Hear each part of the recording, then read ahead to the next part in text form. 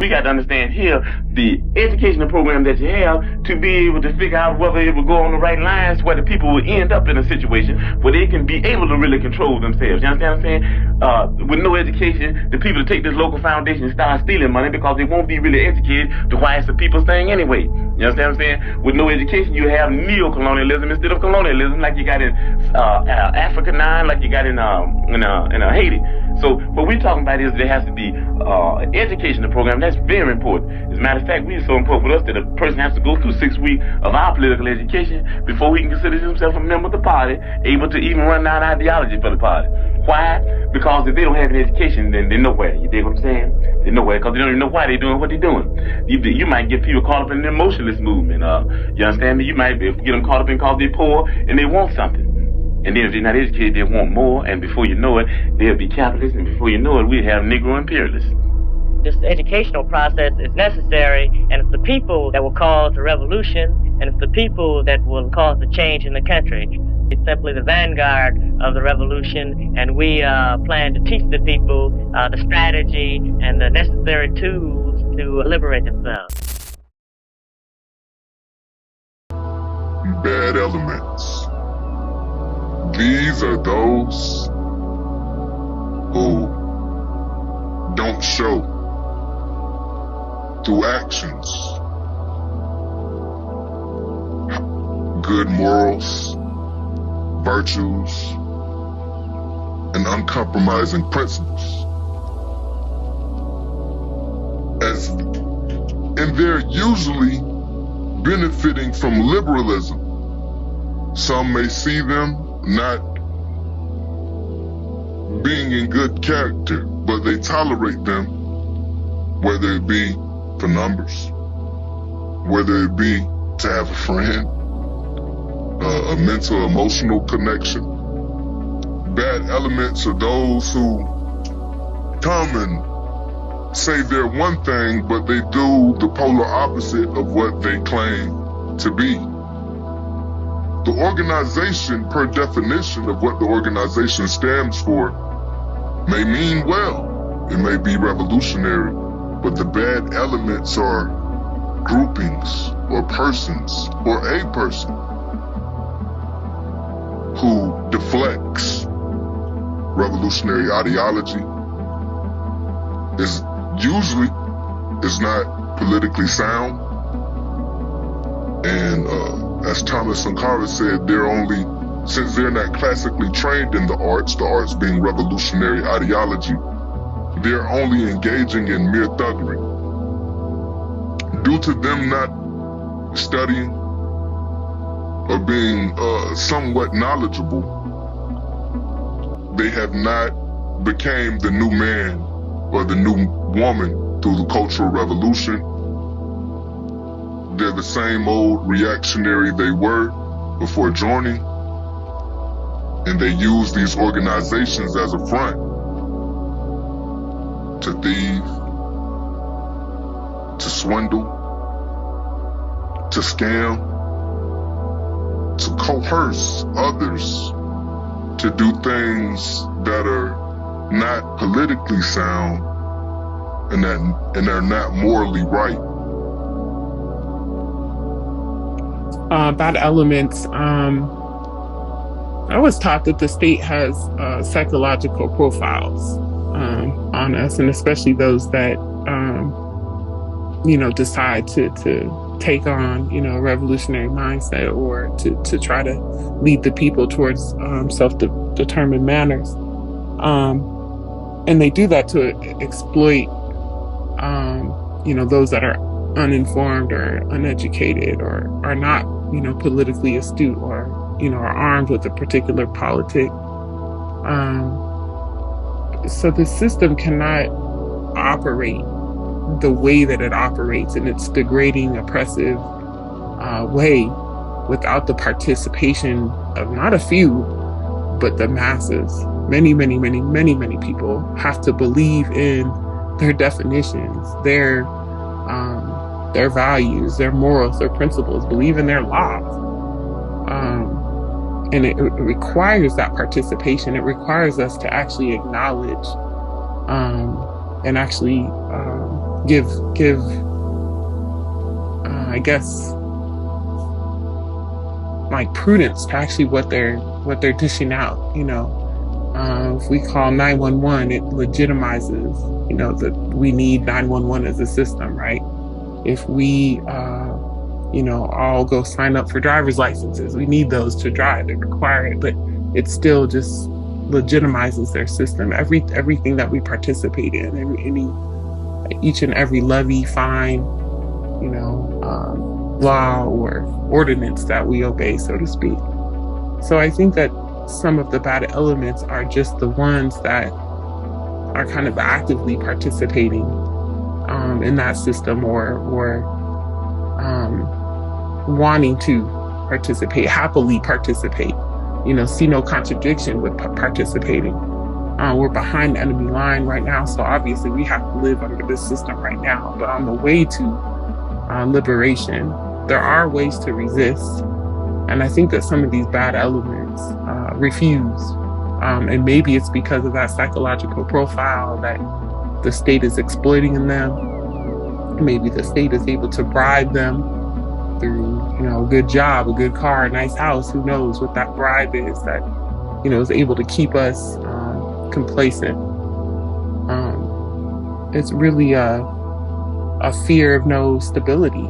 It's really unfair that if we decide to rock the boat at all, we end up unstable really in many aspects of our lives for the actions that we take against the state, so to speak. So I just think that some of those bad elements are kind of maybe, like we talked about earlier, naively or nefariously participating in a system that exploits them, that oppresses them. And it's usually for their own benefit as well. They're getting some sort of, like I said, stability, kickback, good job, good house, whatever it may be that, encourages them to keep participating. But I think that more that we eliminate those bad elements, or eliminate people that actually believe in this shit, eliminate the people that actually are keeping the system alive through its legitimacy, but through legitimizing it, I think that the other good elements then will rise, right? The people that are leading us towards the betterment will, take over. But we need that to happen in a massive way, because right now the bad elements are leading in a massive way, unfortunately. I'll yield there. To be labeled a full-fledged bad element is not just because you're reactionary or counter-revolutionary by default and just lack of education. From my perspective, a bad element is actually taught everything, showed everything, showed revolutionary ideology, was given the evidence that this is the right way to go, and still wants to do the wrong thing. There is no compromising with this person. He does not listen. He is stuck, or she is stuck in her counter-revolutionary ways. There is no transfer culture with this person. It is over. This person has been consumed like a possessed demon on The Exorcist with reactionaryism, counter-revolutionaryism, poverty pimping, opportunist, and he knows better than this. This person, he or she, knows better than this, but yet they fool the masses. But yet, purposely, they misguide the people and fool the people. Bad elements is the worst element. When you are labeled a true bad element, you must be destroyed or excommunicated or anything to that nature that I can't really go more into details. on this call. But a bad element cannot mix with the revolutionaries. A bad element cannot be unified with the vanguard. It will not be allowed.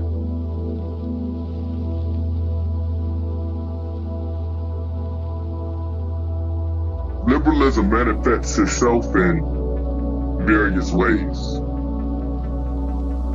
Liberalism rejects ideological struggle and stands for unprincipled peace, thus giving rise to a decadent Philistine attitude and bringing about political degeneration in certain units and individuals in the party and revolutionary organizations. Liberalism is to let things slide for the sake of peace and friendship when a person has clearly gone wrong, and refrain from principled argument because he is an old acquaintance or a fellow townsman, a schoolmate, a close friend, a loved one, an old colleague or old subordinate, or to touch on the matter lightly instead of going into it thoroughly so as to keep on good terms. The result is that both the organization and the individual are harmed. This is one type of liberalism.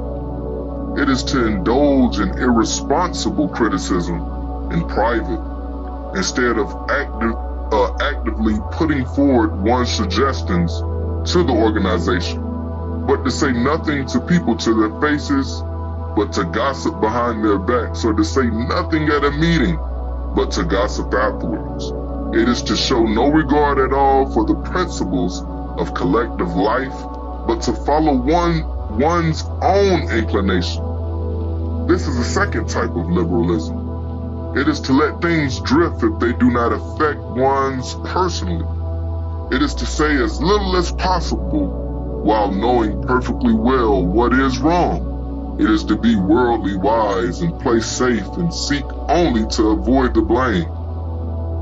Liberalism is to not obey orders, but to give pride of place to one's own opinions, to demand special consideration from the organization, but to reject its discipline. It is to indulge in personal attacks. It's to pick quarrels, vent personal spite, or seek revenge instead of entering into an argument and struggling against incorrect views for the sake of unity or progress or getting the work done properly.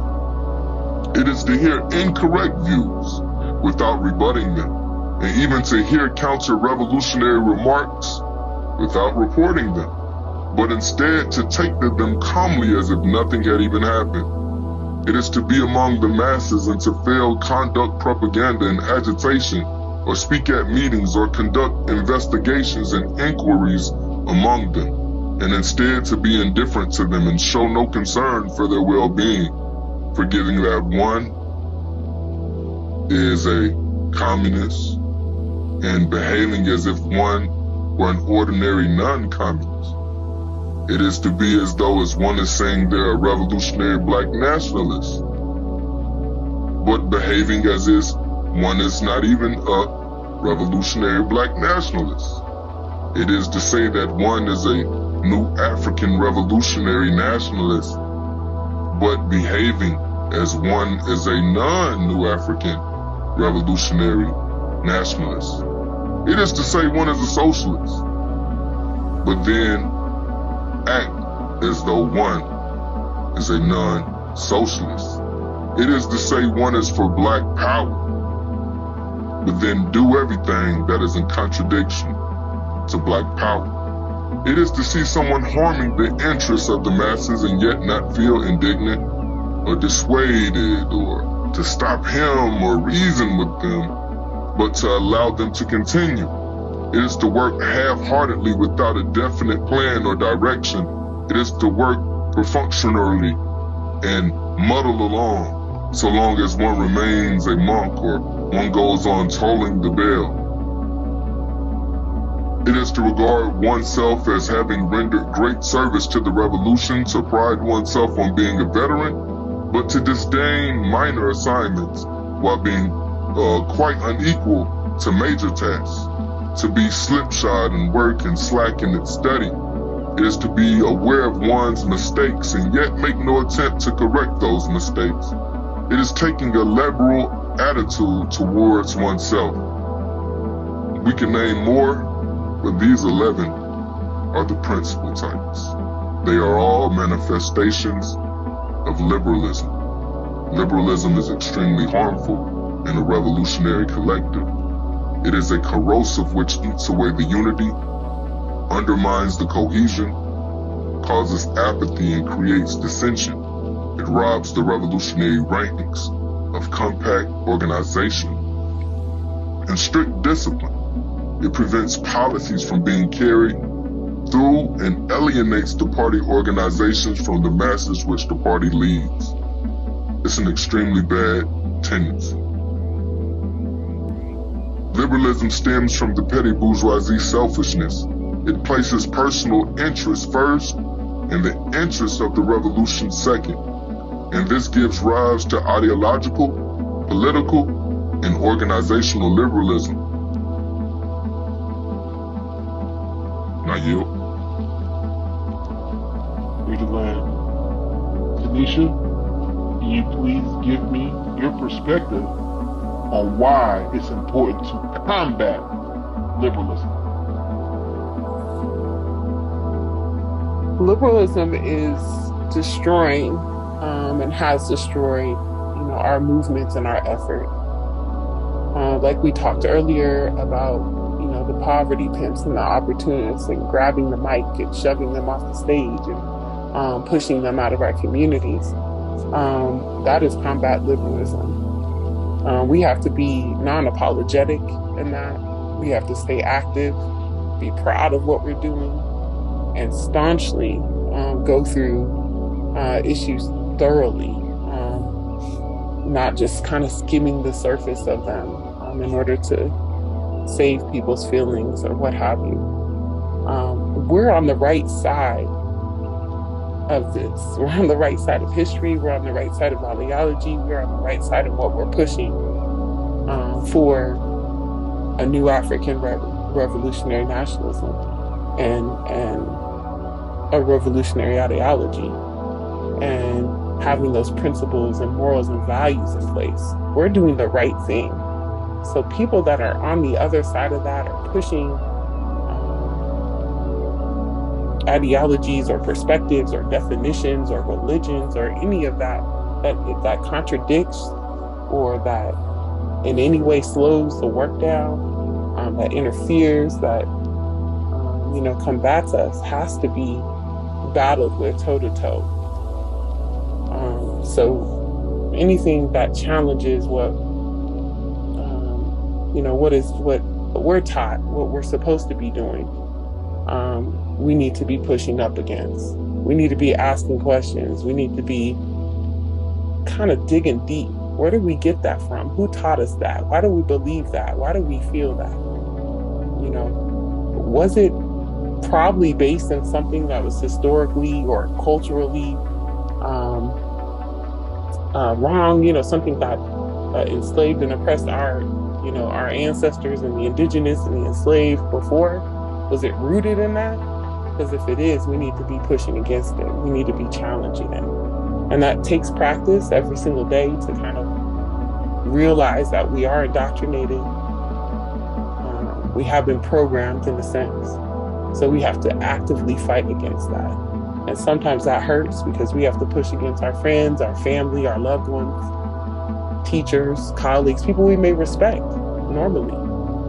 But we have to tell them that it's wrong. You're summating that wrong. Your ideology is wrong. And here's the correct pathway. And we have to do that confidently. And I'll yield there. Free to land. As we get into the next topic, we talked about combating liberalism in this reactionary time. A lot of people will feel when you do things like that, Oh, it's COINTELPRO. Oh, it's this and it's that. Oh, you want disunity when you combat liberalism. That's what the reactionaries always say. That's what the uneducated reactionaries always say. That is their return answer and comment for combating liberalism.